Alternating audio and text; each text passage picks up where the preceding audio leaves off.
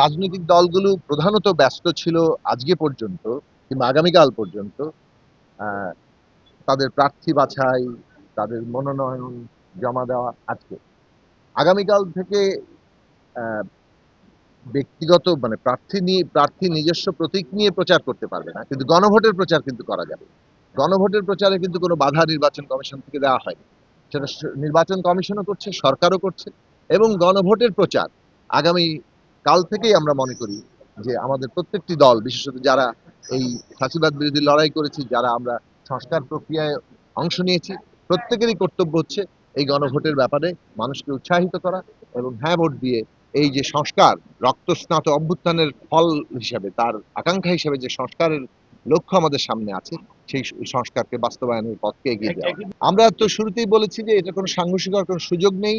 আহ, প্রত্যেক মানে বুথে দুটো বুথ থাকবে, একটা গণভোটের জন্য আর একটা জাতীয় সংসদ এবং সংবিধান সংস্কার পরিষদের নির্বাচনের জন্য। এবং দুটো বুথে একজন ভোটার দুই দুই বুথে দুটো ভোট দিয়ে তারা বেরিয়ে যাবেন। এবং এটা একদিনে করাটাই আমাদের বর্তমান বাস্তবতায় সাশ্রয়ী। একদিকে অর্থনৈতিকভাবে সাশ্রয়ী, অন্যদিকে হচ্ছে এই যে আগে পরের যে জটিলতাগুলো, সেই সময় সমস্ত কিছু দিতে, এগুলো নিয়ে আমরা অনেক যুক্তি তর্ক করেছি এবং শেষ পর্যন্ত যা সিদ্ধান্ত হয়েছে এটাই আমাদের জন্য বর্তমান বাস্তবতায় সবচেয়ে মঙ্গলজনক সিদ্ধান্ত হয়েছে, সবচেয়ে সঠিক সিদ্ধান্ত হয়েছে। আমাদের সকলের কর্তব্য হচ্ছে এটাকে সফল করা।